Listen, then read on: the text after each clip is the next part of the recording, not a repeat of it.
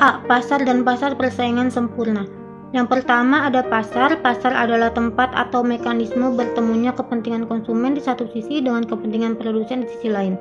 Oleh karena itu, pasar ini mempunyai banyak fungsi bagi pelaku ekonomi, baik konsumen, produsen, maupun pemerintah.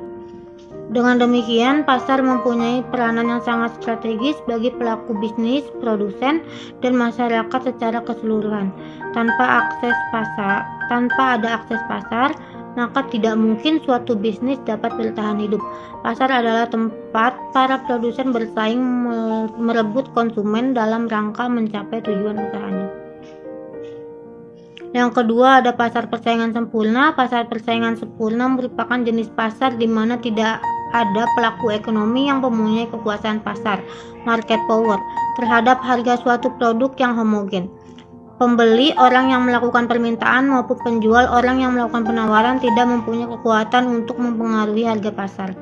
Mereka hanya bertindak sebagai pengambil harga, price taker, dan bukan sebagai pembuat harga, price maker. Dalam pasar persaingan sempurna, jumlah perusahaan sangat banyak dan kemampuan setiap perusahaan dianggap sedemikian kecilnya, sehingga tidak mampu mempengaruhi pasar. Untuk yang selanjutnya, A. Karakteristik pasar persaingan sempurna. Yang pertama, semua perusahaan memproduksi barang yang homogeni atau homogenitas produk. Produk yang homogen adalah produk yang mampu memberikan kepuasan atau utilitas kepada konsumen tanpa perlu mengetahui siapa produsennya. Yang kedua, produsen dan konsumen memiliki pengetahuan atau informasi sempurna atau perfect knowledge. Para pelaku ekonomi atau konsumen dan produsen memiliki pengetahuan sempurna tentang harga produk dan input yang dijual sehingga konsumen tidak akan mengalami perlakuan harga jual yang berbeda dari suatu perusahaan dengan perusahaan lainnya. Untuk yang ketiga, output sebuah perusahaan relatif kecil dibanding output pasar atau small relatively output. Jumlah output perusahaan secara individu dianggap relatif kecil dibanding jumlah output seluruh perusahaan dalam individu. Yang keempat, perusahaan menerima harga yang ditentukan pasar atau price taken. Perusahaan menjual produknya dengan berpatokan pada harga yang ditetapkan pasar atau price taken, karena perusahaan tidak mampu mempengaruhi harga pasar. Untuk yang kelima, semua perusahaan bebas masuk dan keluar pasar atau free entry and exit. Dalam pasar persaingan sempurna, faktor mobilitasnya tidak terbatas dan tidak ada biaya yang harus dikeluarkan untuk memindahkan faktor produksi. Ciri-ciri pasar persaingan. 1. Perusahaan adalah pengambil harga atau price taker, berarti suatu perusahaan yang ada di dalam pasar tidak dapat menentukan atau mengubah harga pasar. 2. Setiap perusahaan mudah keluar atau masuk sekiranya perusahaan mengalami kerugian dan ingin meninggalkan industri tersebut. Langkah ini dapat dengan mudah dilakukan. 3. Menghasilkan barang serupa. Barang yang dihasilkan berbagai perusahaan tidak mudah untuk dibeda-bedakan. Barang yang dihasilkan sangat sama atau serupa. 4. Terdapat banyak perusahaan di pasar. Sifat inilah yang menyebabkan perusahaan tidak mempunyai kekuasaan untuk mengubah harga. Sifat ini meliputi dua aspek, yaitu jumlah perusahaan sangat banyak dan masing-masing perusahaan adalah relatif kecil kalau dibandingkan dengan keseluruhan jumlah perusahaan di dalam pasar. 5. Pembeli mempunyai pengetahuan yang sempurna mengenai pasar dalam persaingan serupa ini. Juga dimisalkan bahwa jumlah pembeli adalah sangat banyak, namun demikian dimisalkan pula bahwa masing-masing pembeli tersebut mempunyai pengetahuan yang sempurna mengenai keadaan pasar.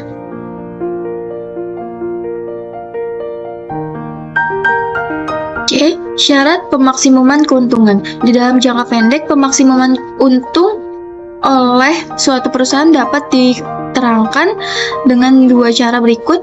1. Membandingkan hasil penjualan total dengan biaya total. Maka dengan cara pertama ini, keuntungan yang maksimum akan dicapai apabila perbedaan nilai antara hasil penjualan total. 2. Menunjukkan keadaan di mana hasil penjualan marginal sama dengan biaya marginal pemaksimuman keuntungan dicapai pada tingkat produksi di mana hasil penjualan marginal atau MR sama dengan biaya marginal atau MC, atau MR sama dengan MC. C. Syarat pemaksimuman keuntungan. Di dalam jangka pendek, pemaksimuman untung oleh suatu perusahaan dapat diterangkan dengan dua cara berikut. A. Membandingkan hasil penjualan total dengan biaya total. Maka dengan cara pertama ini, keuntungan yang maksimum akan dicapai apabila perbedaan nilai antara hasil penjualan total. B. Menunjukkan keadaan di mana hasil penjualan marginal sama dengan biaya marginal. Pemaksimuman keuntungan dicapai pada tingkat produksi di mana hasil penjualan marginal atau MR sama dengan biaya marginal atau MC atau MR sama dengan MC. D. Menentukan keuntungan maksimum. Untuk menentukan tingkat produk yang memaksimumkan keuntungan, terdapat dua cara, yaitu 1. Hasil penjualan total.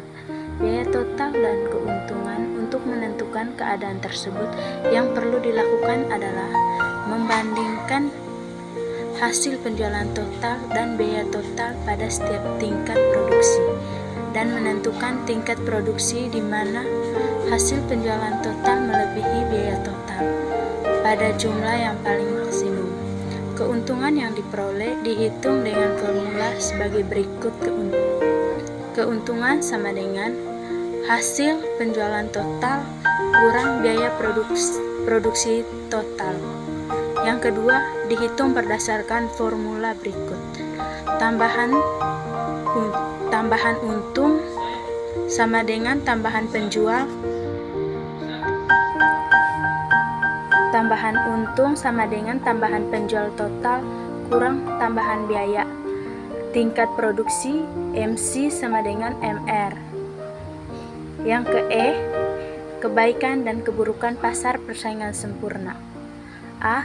Kebaikan pasar persaingan sempurna. 1. Dalam pasar persaingan sempurna, peluang eksploitasi konsumen cukup rendah. Hal ini dikarenakan penjualan di pasar tidak memiliki harga monopoli. Dengan demikian, mereka tidak hanya mempengaruhi apapun terhadap harga produk atau mereka tidak dapat membebani konsumen lebih tinggi dari harga normal. Yang kedua, pasar persaingan sempurna dianggap berorientasi pada konsumen. Penjual tidak dapat mengganggu konsumen. Pembeli bisa dengan bebas berpindah untuk melakukan jual beli dengan barang penjual manapun. Yang ketiga, tidak perlu mengeluarkan banyak uang untuk iklan karena penjual akan terjadi secara otomatis jika perusahaan menentukan harga lebih rendah dari pesaing. B. Keburukan pasar persaingan sempurna. 1. Persaingan sempurna ada kalanya menimbulkan biaya sosial. Di dalam menilai efisiensi perusahaan yang diperhatikan adalah cara perusahaan menggunakan sumber-sumber daya ditinjau dari sudut pandangan perusahaan penggunaannya mungkin sangat efisien, akan tetapi ditinjau dari sudut kepentingan masyarakat ada kalanya merugikan. 2. Membatasi pilihan konsumen. Karena barang yang dihasilkan perusahaan-perusahaan adalah 100%, sama konsumen mempunyai pilihan yang terbatas untuk menentukan barang yang akan dikonsumsinya. 3. Biaya pasar persaingan sempurna mungkin lebih tinggi dalam mengatakan biaya produksi dalam pasar persaingan sempurna adalah paling minimum tersirat atau yang tidak dinyatakan. Pemisahan bahwa biaya produksi tidak berbeda. Pemisahan ini tidak selalu benar. Perusahaan-perusahaan dalam bentuk pasar lainnya mungkin dapat mengurangi biaya produksi sebagai akibat menikmati skala.